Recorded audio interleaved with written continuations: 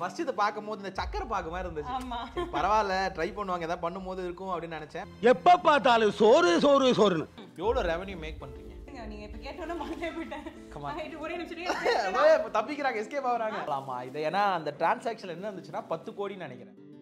அம்மா நீ சுமந்த பிள்ளை எங்களோட பிராண்ட் ஆக்சுவலா இந்த அளவுக்கு வர்றதுக்கு மெயினா one of the main reasons. ஏன்னா அது நிறைய பேருக்கு செட் ஆயிருக்கு.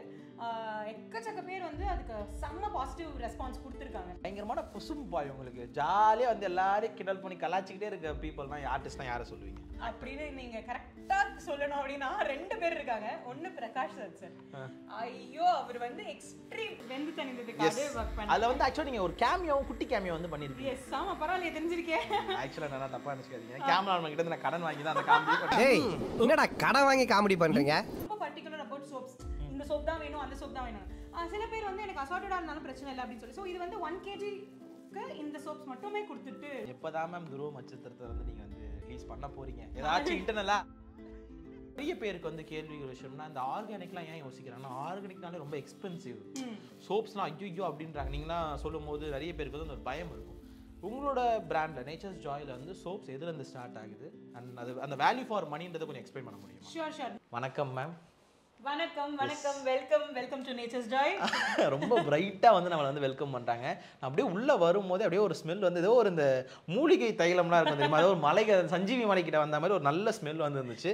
அதெல்லாம் என்ன ஏதுன்றதை நம்ம போக வந்து தெரிஞ்சுக்க போறோம். ஒன்ஸ் அகைன் நம்மளோட ஃபைனலி டிவி ஜிவிஸ் டே அவுட் ஷோக்கு வந்து நம்ம கூட இருக்கிறது Nancy Jennifer actress come entrepreneur தான் இருக்காங்க.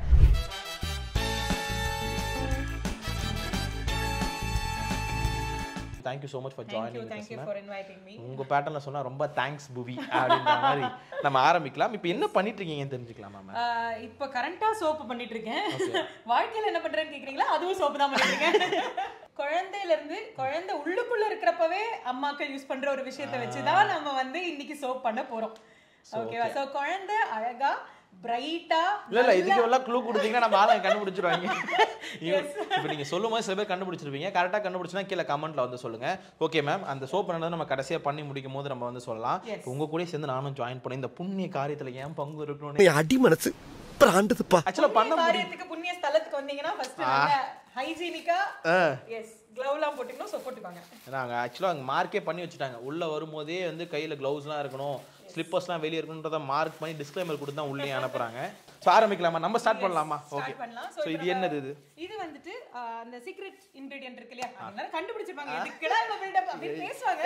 இருந்தாலும் நம்ம பில்ட் அப் கொடுப்போம். நாங்க பண்ணுவோம் அப்படின்ற மாதிரி. ஓகே அந்த இன்கிரிடியன்ட் உள்ள இருக்குங்களா? ஆமா அந்த இன்கிரிடியன்ட்டை நம்ம இன்ஃபியூஸ் பண்ணி கோகனட் ஆயில்ல நம்ம வெச்சு அத வந்து ஃபுல்லா இன்ஃபியூஸ் பண்ணி இதுல எடுத்துறோம். அந்த கோகனட் ஆயில் எடுத்துறோம். சோ அந்த இன்கிரிடியன்ட்ட போட்டு கோகனட் ஆயில்ல போட்டு சூடு பண்ணி ஒரு 1 வீக் நல்லா சூடு பண்ணி சோ அப்ப அதுல அந்த இன்கிரிடியன்ட்டோட பெனிஃபிட்ஸ் எல்லாமே அந்த ஆயில்ல இறங்கும். மேல மட்டும் சும்மா 2 தெரியும். கொஞ்சம் லைட்டா தேய்ச்சி முதல் வாஷ்க்கு அப்புறம் அது போய்டும். உள்ள பார்த்தா எங்கேயுமே இருக்காது. அப்ப நிறைய டவுட் இருக்கும். இது ஆக்சுவலா நீங்க நம்ம இன்ஃபியூஸ் பண்றீங்க. இன்ஃபியூஸ் பண்ணிடுறோம். சோ அதனால தான் நமக்கு பெனிஃபிட் வந்து ட்ரிபிள் மடங்கா மேல கூடுது. அதனால இன்ஃபியூஸ் பண்ண கோகனட் ஆயில் இதுல நம்ம எடுத்து வச்சிருக்கோம். இப்போ நீங்க பாருங்க இப்படி சுத்துனீங்கன்னா தெரியுது எனக்கு நம்மளோட எஸ் இன்கிரிடியன்ட் எல்லாம் மேல வந்துருச்சா? சோ அது and then வந்துட்டு ஆலிவ் ஆயில் அதுவும் ஃபுல்லா இருக்கு. சோ ஃபுல்லா ஸ்கின்க்கு பெனிஃபிட் கொடுக்கிற மாதிரி coconut oil, olive oil, palm oil and castor oil. Okay. இதெல்லாம் ஆமா ஒவ்வொரு பெர்சன்டேஜ்ல இருக்கு. இது வந்து நம்ம 10 kg பண்ண போறதுனால அந்த அளவுக்கான நம்ம ஆயில எடுத்து வச்சிருக்கோம். இதுல பட்டர் அதுவுமே ஆட் பண்ண போறோம். ஷியா பட்டர் அதுதான் ஆட் பண்ணுங்க. நானா? எஸ் சுட போது பாத்துக்கோங்க. ஆமா இது முன்னாடி டிஸ்க்ளைமர் மாதிரி நீங்க சொல்லணும். லைட்டா சூடா இருக்கு. ஃபுல் ஆட் பண்ணிடலாமா? ஆட் பண்ணிடலாம். ஃபுல் ஆட் பண்ணி நம்ம எல்லாமே மெஷர் பண்ணி தான் எடுத்து வச்சிருக்கோம். சோ இதோட ரெசிபி வேணும் அப்படினா நான் வந்து உங்களுக்கு கொடுக்கிறேன். நீங்க டிஸ்கிரிப்ஷன்ல போட்டுருங்க. என்னங்க நீங்க எல்லாரும் வந்து வடிவேல் காமெடில சொல்ற மாதிரி தொழில் ரகசியத்தை எங்கயுமே வெளியே சொல்ல கூடாதுன்னுவாங்க. நீங்க என்ன ரெசிபியே சொல்ற அப்படின்றீங்க? அது பண்ணட்டும். அவங்களும் பண்ணி அவங்க வீட்ல அவங்க வந்து அவங்களுக்கு யூஸ் பண்ணாலும் சரி இல்ல அத வந்து சேல்ஸா பண்ணி அவங்க சேல் பண்ணாலும் எனக்கு ரொம்ப சந்தோஷம் தான். பரவாயில்லை. எஸ் அந்த குழந்தை மனம் மாறாம இன்னும் இருக்காங்க. பரவாயில்ல. இல்ல நிறைய பேர் வந்து இப்போ எங்க மாமே வந்து இந்த மாதிரி பிசினஸ் பண்ணணும்னு சொல்லும் போதெல்லாம் எங்க அம்மா சோப்பு உங்க வீடியோ நான் சொன்னேன் நான் இன்டர்வியூ பண்ண போறோமா இவங்க தான் பண்ண போறோம். உங்களை நான் பார்த்துருக்கேன்டா அவங்களுக்கும் பிசினஸ் ஸ்டார்ட் பண்ண ஆசை. உங்க வீடியோ தான் ரெஃபரன்ஸா வந்து நிறைய பார்ப்பாங்க. ஸோ அதனால வந்து நீங்க சொல்றது இன்னும் நிறைய பேர் வந்து இன்ஸ்பயர் பண்ணணும்னு நம்பிக்கை இருக்கு. ஸோ இப்போ பேசிக்கிட்டே இருக்காங்களே தவிர ப்ராசஸா பண்ண மாட்டாங்களேப்பா அப்படின்னு யோசிப்பீங்க. ஸோ இதை எப்படி மிக்ஸ் பண்ணுமா மேம்? எஸ் மிக்ஸ் பண்ணுங்க கையாலே மேம். மிஷின் இருக்கு. அதான் மிஷின் ஆன் பண்ணுமா? இல்ல மேம் நான் ரொம்ப பேசிக் இதெல்லாம் நான் பண்ணதில்லை மேம். நான் ஒரு வயசுல இருந்து நடிச்சிட்டு இருக்கேன். என்னோட ஃபர்ஸ்ட் ஃபிலிம் வந்து கிழக்கு கரை. Khushbu ma'am and Prabhu sir இவங்க 2 பேருக்கும் பையனா நடிச்சேன். ஸோ அவங்கள மாதிரியே சப்பியா இருந்தனால அப்படின்றதுனால தெரியல. ஸோ அப்படி ஆரம்பிச்சது. பட் ஆனால் என்னுடைய தாத்தா வாஸ் அ ஸ்க்ரீன் ரைட்டர், மாமாவும் ஸ்க்ரீன் ரைட்டர், நிறைய ஃபிலிம்ஸும் சீரியல்ஸ் எல்லாமே டைரக்ட் பண்ணியிருக்காங்க. சித்தி was a dubbing artist, is a dubbing artist இப்போ வரைக்குமே. ஸோ இந்த மாதிரி கலை குடும்பத்திலேருந்து தான் வந்திருக்கேன். ஸோ அதனால் எங்களுக்கு சினிமாலாம் புதுசெல்லாம் கிடையாது. ஒரு ஃபங்க்ஷனில் பி வாசு சார் பார்த்துட்டு, அவர் தான் டைரக்டர், பிரபு குஷ்புக்கு இவங்க கரெக்டாக இருப்பாங்க அப்படின்னு சொல்லிட்டு கேட்டு அப்படி வந்த வாய்ப்பு தான் ஃபர்ஸ்ட் பட வாய்ப்பு ஒரு வயசுலேருந்து. ஸோ அதுலேருந்து like extremely lucky to have done many Rolle's. நிறைய ஃபிலிம்ஸ் பண்ணியிருக்கேன், நிறைய சீரியல்ஸ் பண்ணியிருக்கேன். எல்லாமே ரொம்ப நல்ல ரோல், முக்கியமான ரோல் அப்படிங்கிற மாதிரி இப்படி தான் என்னோட கரியர் போயிட்டு இருக்கு. ஆக்சுவலாக நீங்கள் சொல்லும் போது அப்படியே அந்த பின்னாடி ஒரு ஃபோட்டோகிராஃப் பார்த்தீங்க அப்படின்னா நம்ம தளபதியுமே இருப்பார். சினிமாக்குள்ளே வர்றது ஓகே, மேபி உங்களுக்கு அந்த பேக்ரவுண்ட் இருந்துச்சு. ஆனால் அது லக்கு மூலமாக வந்திருந்தாலுமே இல்லை ஃபேமிலி மூலம் இருந்தாலும் அங்கே சஸ்டெயின் ஆகிற விஷயன்றது வந்து அது கடைசி வரைக்கும் நம்மளுக்கு கை கொடுக்காது. நம்ம திறமையை வளர்த்துக்கிட்டா மட்டும்தான் வந்து போக முடியுன்றது மிகப்பெரிய எக்ஸாம்பிள் இருக்குது. அதே மாதிரி நீங்களுமே வந்து நல்ல நல்ல ரோல்ஸும் எடுத்து அதில் ரொம்ப நான் சொன்ன மாதிரி ரொம்ப அழகாக வந்து நீங்கள் நடிச்சிருப்பீங்க. ஸோ இது அப்படியே ஒரு பாயிண்டில் போகும்போது எங்கே உங்களுக்கு அந்த க்ரோத் வந்து தெரிஞ்சுது? எனக்கு தெரிஞ்சு 2 இடத்துல என்னோட க்ரோத் எனக்கு எவிடென்ட்டாக தெரிஞ்சுது அப்படின்னா, ஃபர்ஸ்ட் நேருக்கு நேர், இன்னொரு இடமா சொல்லணும்னா கங்கா யமுனா சரஸ்வதி சீரியல், அதுக்கப்புறம் கில்லி. ஸோ இது 3மே வந்து என்னோட கரியர்ல ஒரு மைல் ஸ்டோனா எனக்கு நான் பார்க்குறேன். அதுல 2 வந்து விஜய் சார் கூட பண்ண ஃபிலிம்ஸ், நேருக்கு நேர் ஆகட்டும், கில்லி ஆகட்டும். அண்ட் கங்கா யமுனா சரஸ்வதி ஒரு 1000 எபிசோட்ஸ் கிட்ட வந்து அந்த டைம்ல சீரியல்ஸ் அவ்வளோலாம் போகாது, அந்த அளவுக்கு எபிசோட்ஸ் போகாது. பட் எங்களோட அந்த அளவுக்கு போய் அதுவுமே நல்லா வந்தது. ஸோ இதெல்லாமே என்னுடைய கரியர்ல எனக்கு ரொம்ப பிடிச்ச விஷயங்களா இருக்கு. இது வந்து லைவ் மிக்சர். ஓகேங்களா? ஸோ இது கொஞ்சம் டேஞ்சரஸ். ஸோ அதனால இதுக்காக தான் மெயினாக நம்ம இந்த க்ளவ் போடுறது. முடிஞ்சதுன்னா காகல்ஸ் அண்ட் மாஸ்க் இதெல்லாமே கூட போட்டுக்கலாம். பட் இப்போ நான் உங்களை பார்த்துக்கிறேன், அதனால பிரச்சனை இல்லை. இல்லை, இதில் என்னன்னா சோடியம் ஹைட்ராக்சைடு அப்படின்னு ஒன்று இருக்கு. அதோட நம்ம வந்து கோட் மில்கை மிக்ஸ் பண்ணிடுவோம். 30 டேஸ் கழிச்சு தான் இந்த சோப் நம்ம பண்ணதுக்கு அப்புறம் கட் பண்ணி 30 டேஸ் எடுத்து வச்சிருவோம். எடுத்து வச்சுட்டு அதுக்கப்புறமா 30 டேஸ் கழிச்சு பேக் பண்ணி அனுப்புவோம்.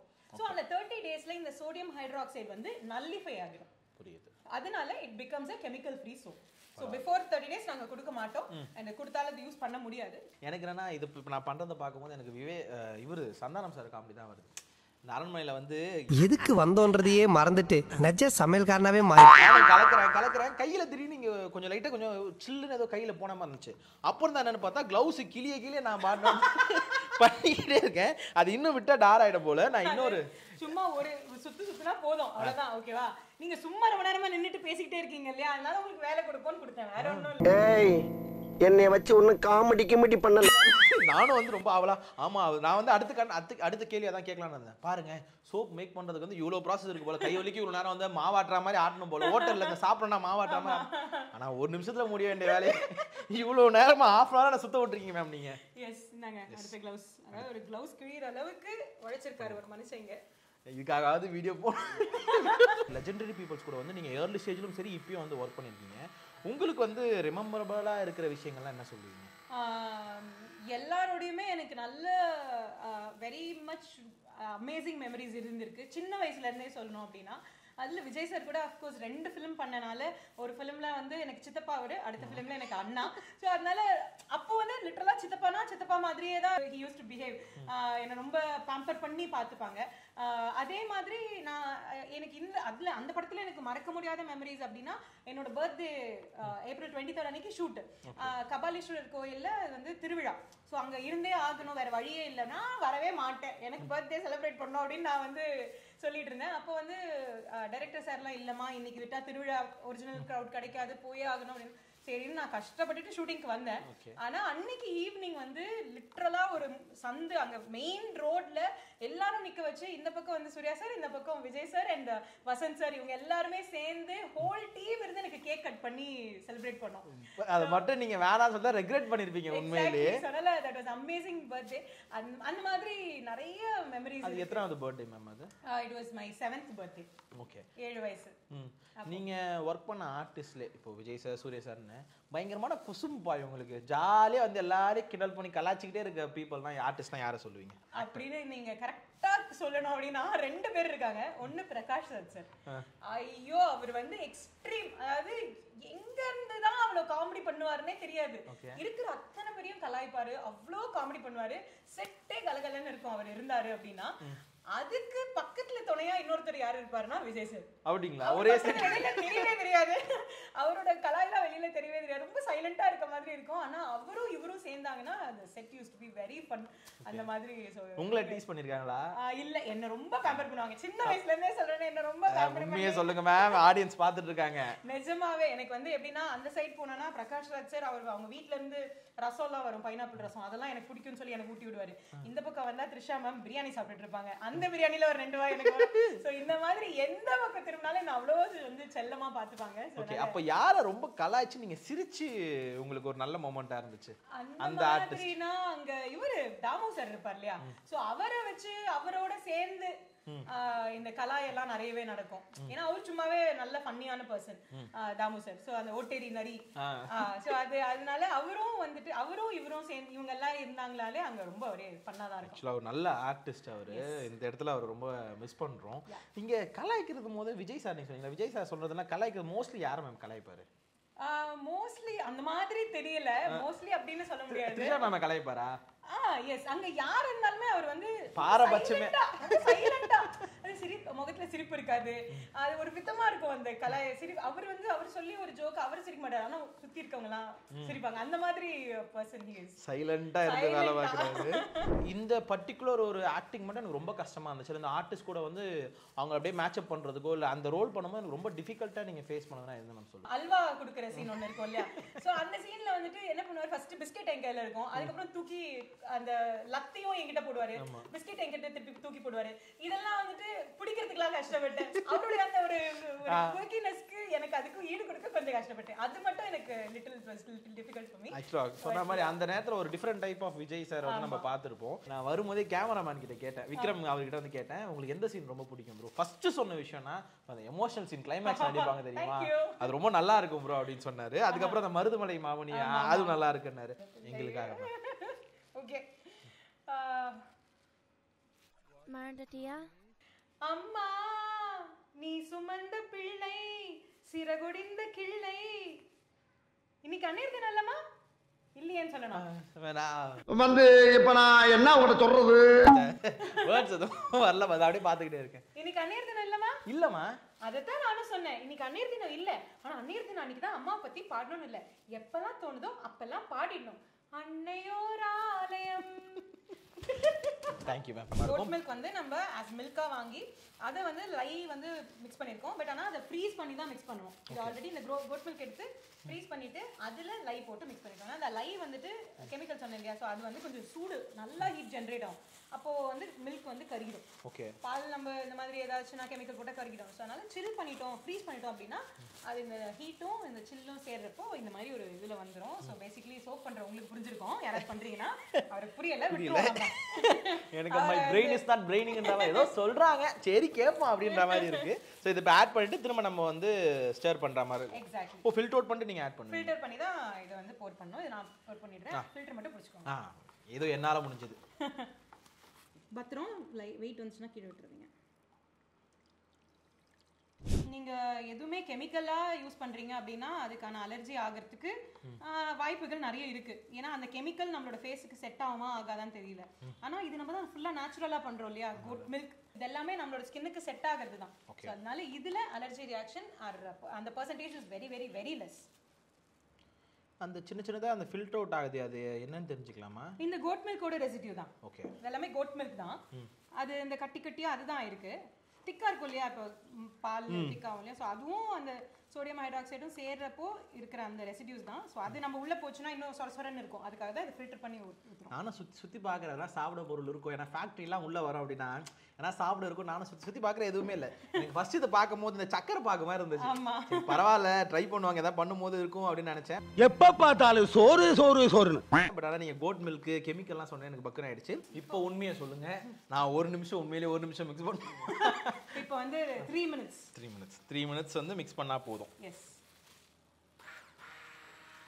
ஓகே, ஸோ இப்போ வந்து நிறைய பேருக்கு வந்து மேமை வந்து ஆக்ட்ரஸாக தெரியும், ஒரு நடிகையாக தெரியும். பட் இன்னொரு விஷயம், ஒரு சீக்ரெட் என்ன அப்படின்னு பார்த்தீங்கன்னா வந்து மேம் வந்து ஆக்ட்ரஸ் மட்டும் இல்லை, டைரக்ஷனிலும் வந்து ரொம்ப இன்ட்ரெஸ்ட் உள்ள பர்சன், டேலண்டட் பர்சனும் கூட. கௌதம் வாசுதேவ் மேனன் ரோல் ஆகுதுப்பா. என்ன இன்னைக்கு ரொம்ப ஜாம் ஆகுது. ஐயோ இதெல்லாம் ரோல் ஆச்சுன்னா என்ன வந்து கொண்டு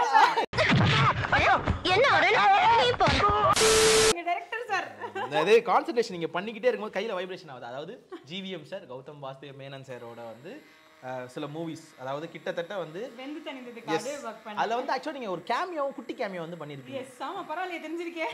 ஆக்சுவலா நான் தப்பா நினைச்சுக்காதீங்க, கேமராமேன் கிட்ட நான் கடன் வாங்கி தான் அந்த காமெடி ஏய் என்னடா கடன் வாங்கி காமெடி பண்றீங்க?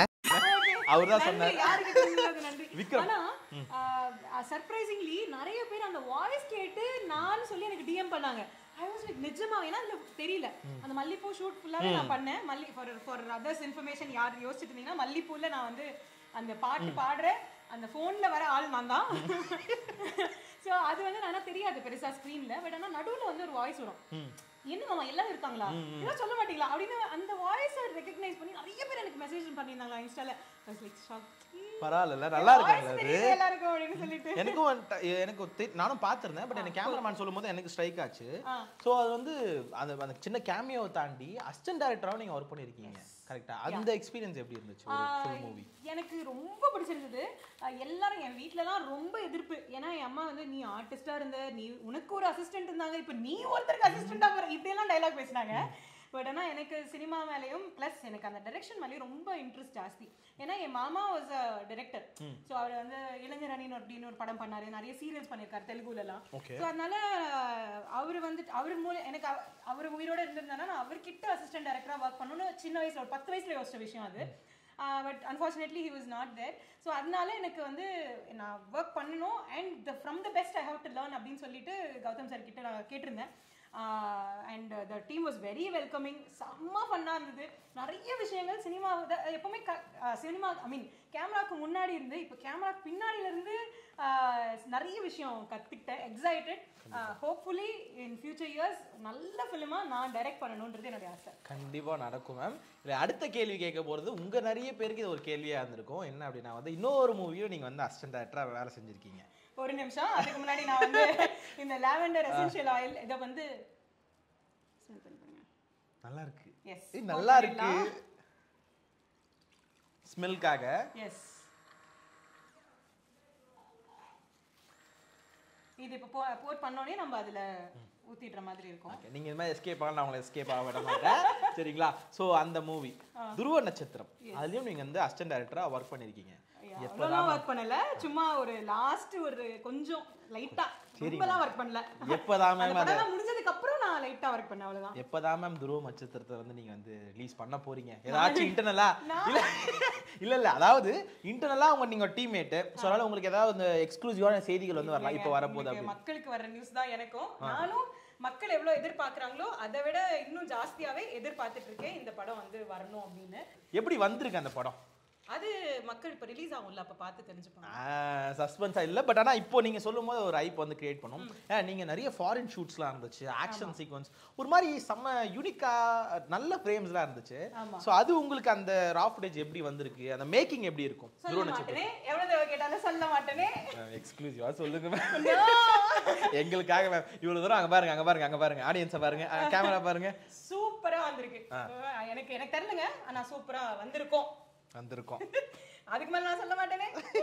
தொழில் ரகசியத்தை வந்து பிசினஸ்லயும் சரி அதுலயும் சினிமாலயும் சரி அவங்க வந்து ஃபாலோ பண்றாங்க.